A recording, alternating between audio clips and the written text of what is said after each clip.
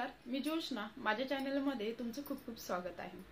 तर आता आपण जसं माझ्या रोजच्या व्हिडिओजमध्ये तुम्हाला किंवा ब्लॉग्समध्ये किचनच्या टिप्स, काही किचन कसं क्लीन करायचं हे ते या सर्व गोष्टी मी तुम्हाला दाखवत आहे किंवा व्हिडिओ थ्रू तुम्हाला माझ्या ब्लॉग थ्रू तुम्हाला दाखवत आहे. तशाच प्रकारे आजकालच्या जीवनात जसं आपण म्हणजे बाहेरचं वातावरण आहे किंवा प्रत्येक ठिकाणचं वातावरण हे वेगवेगळं आहे. मुंबईच्या ठिकाणी म्हणजे प्रदूषण जास्त आहे, सगळीकडेच प्रदूषण जास्त आहे. कारण वाहनं किंवा क्लायमेट समजा वातावरण हे जसं आधी होतं तसं आता नाहीये. त्यामुळे काय आहे की खूप प्रॉब्लेम्सला आपल्याला सामोरे जावं लागते. तशाच प्रकारे त्यातच एक प्रॉब्लेम आहे म्हणजे हेअरफॉल होणे. जसे की तुम्ही माझे हेअर्स बघू शकता, माझे हेअरफॉल खूप होत होता किंवा पाण्याचा फरक आहे.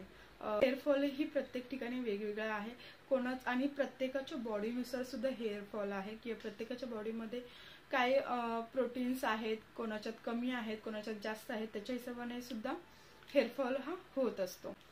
आणि त्यांच्या स्किनमध्ये, त्यांच्या स्काल्पमधला जो इश्यू असतो किंवा कोणाचं चांगलं असतं तर त्यांचं हेअरफॉल होत नाही, कोणाचं थोडंसं स्काल्प म्हणजे चांगला नसेल तर तो म्हणजे हेअरफॉल होतो. माझाही हेअरफॉल हा खूप मोठ्या प्रमाणात होत होता. जसं मी स्ट्रेटनिंग सुद्धा केली होती एक 4-5 वर्षापूर्वी. स्ट्रेटनिंग केल्यावरती तात्पुरते केस माझे हे चांगले वाटत होते मला, म्हणजे स्ट्रेट होते एकदम. मी फोटोही एखाद वेळेस दाखवेन की स्ट्रेटनिंग केल्यावरती माझा लुक पण छान वाटत होता, परत हेअर्स पण खूप छान वाटत होते, हेअरफॉल होत नव्हता, काही होत नव्हता, कारण ती स्ट्रेटनिंग केली होती. खूप मोठ्या प्रमाणात होत होता. आणि माझे हेअर्स आहेत ते मेन म्हणजे असे छोटे होते, एवढे होते. फोटो तुम्हाला दाखवेन एखाद वेळेस मिळाला तर मला. तर एवढेच होते माझे केस, आणि ते म्हणजे बॅकला जाऊन स्ट्रेट केल्यावरती थोडेसे मोठे वाटत होते. पण खूप सारे केस माझे जायला लागले, कुरळे होते ते एवढे होते. एवढा हेअरफॉल व्हायला लागला की खूप मोठ्या प्रमाणात माझी केसाची लेंथ सुद्धा वाढत नव्हती, काही केल्यानेच वाढत नव्हती. 4-5 वर्षानंतर मी आता ह्या 6 महिन्याचा हे सांगते तुम्हाला की आत्ता ह्या 6 महिने म्हणजे गेल्या मार्चपासून ह्या मार्चपर्यंत, आता हे मार्च येईल, खूप असं डिफरन्स दिसला केसामध्ये. आणि घरातल्या घरातच काही ना काहीतरी करत होते, त्यामुळे खूप चांगला हे दिसत होता. मेन म्हणजे ऑइल्समध्ये पण खूप फरक पडतो. जवळच एक म्हणजे आयुर्वेदिक, पूर्ण आयुर्वेदिक आहे हे हेअर ऑइल आहे. म्हणजे फक्त मोकळी बॉटल होती, त्या बॉटलमध्ये आहे ना म्हणजे काही जडीबुटी म्हणा, जास्वंदीची फुलं सुकलेली, त्याच्यावरती सगळं दिलेलं आहे की एवढं आहे. पण ते बोलले की ह्यात फक्त तुम्ही फील करायचं. फील म्हणजे काय, त्या बोलल्या की कोणतेही एक तेल मिक्स करू शकता. पण मी स्वतःची आयडिया लावली म्हणजे की सगळे तेला मिक्स केले. मी थोडेसे इकडे तिकडे यूट्यूबवरती पण व्हिडिओज खूप छान छान आहेत, ते पण बघितले. मग विचार केला की ती बॉटल घेऊन यावी आणि त्या बॉटलमध्ये सगळे फील करावं तेल जे आहे ते. आणि ही बॉटल आहे. आता हे मी तुम्हाला फोटो वगैरे दाखवेन, झिपचं आहे. आणि हे बघा तुम्ही, अजून माझी एवढी बॉटल आहे. बट ह्यात तुम्हाला जे काही दिसतात त्यात ना इन्ग्रेडियंट इथे त्यांनी दाखवले होते, खूप काही काही आहे म्हणून. एक रोजमेरी म्हणून हा प्रोडक्ट आहे ना, स्पेशली मी खूप यूज केला त्या रोजमेरीला. आणि मग मी यात पण रोजमेरी त्यांच्याकडूनच घेऊन टाकलेला आहे. फक्त ह्यात वाळलेलं सगळं होतं.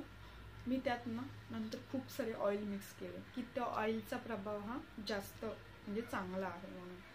पण ते फक्त सिंगल आपण लावू शकत नाही किंवा खूप चिकट हा असतो. जसं की एरंडेल तेल खूप चिकट असतं, तर एवढा थिकनेस असतो की म्हणजे लावायला म्हणजे आपल्याला होत नाही, परत नंतर ते निघत नाही केसामध्ये. म्हणून मग मी आयडिया केली आणि ते त्यांच्याकडून फक्त एक ही बॉटल होती, त्यात जे त्यांचं जडीबुटी काय होत्या त्या होत्या, जे इथे लिहिलेत त्या होत्या. मग मी त्याच्यात नंतर रोजमेरी टाकलेली आहे. आणि त्यात नंतर हे राईचं तेल आपण म्हणतो, खायला सुद्धा वापरतात, केसाला सुद्धा वापरलं तर खूप बेस्ट आहे. त्याने मी एक 7 चमचे टाकलेत, जो पोह्याचा खातो तो आपण, ते चमचे टाकलेत 7, कारण खूप पण थिकनेस नको म्हणून. आणि हे फिगारो म्हणून आहे, फिगरचं हे मी डीमार्टमधून मागवलेलं आहे. तुम्हाला ऑनलाईन पण मिळून जाईल. फिगरचं जे हे ऑइल आहे हे मी मागवलेलं आहे. ऑइल कोकोनट ऑइलची बॉटल आहे ना, मी एवढी टाकलेली आहे, अर्ध्याला कमी टाकलेली आहे थोडीशी कोकोनट ऑइल. परत नंतर हे आपलं बजाज आमंड ऑइल आहे, ते डीमार्टचंच आहे माझं.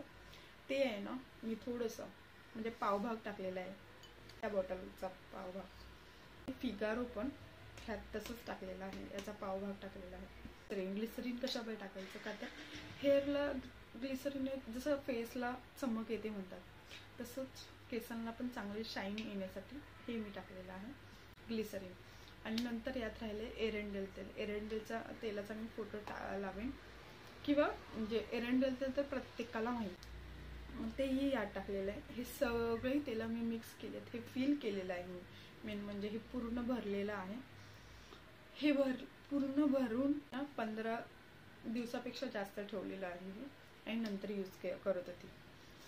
हे लावून पूर्ण थोडंसं तेलाला रात्री लावून मसाज करायची आपल्या केसांची, आणि त्याच्यानंतर दुसऱ्या दिवशी वॉश करायचं, की त्याने इफेक्ट खूप छान होतो. मेन म्हणजे डॅन्ड्रफ वगैरे पण होत नाही सर्व म्हणजे ह्यात, आणि हेअरफॉल कमी होतो आणि हेअर ग्रोथ जास्त होते.